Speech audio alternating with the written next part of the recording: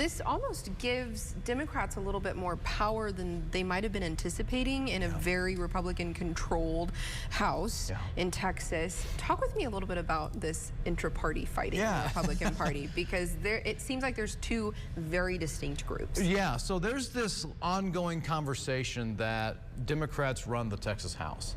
And that's put on by people like the Attorney General Kim Paxton and Michael Quinn Sullivan and all these other far-right fringe people who have this idea that since the House has a long-standing tradition of being bipartisan, coalition governing, that somehow that enables and empowers the Democratic side, the minority party. That couldn't be any further from the truth here. I mean, the last Democratic speaker was Pete Laney out of Hale Center, and he made a concerted effort to put Republicans in chairships, and that was a long-standing tradition that went all the way back to, for as long as we can remember. To reach across the party lines. That's right. Okay. That's right, because you're there to help out your district and to help out the state. Tom Craddock did it. Joe Strauss did it.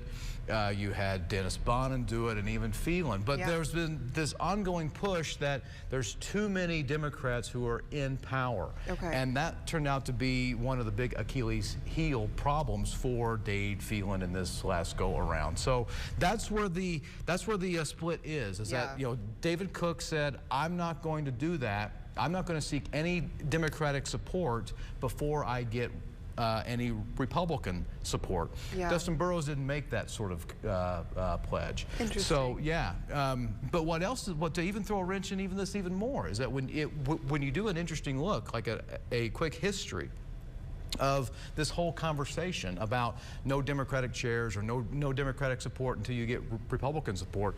That's been a Republican rule since about 2019, 2021, and guess who put that into place?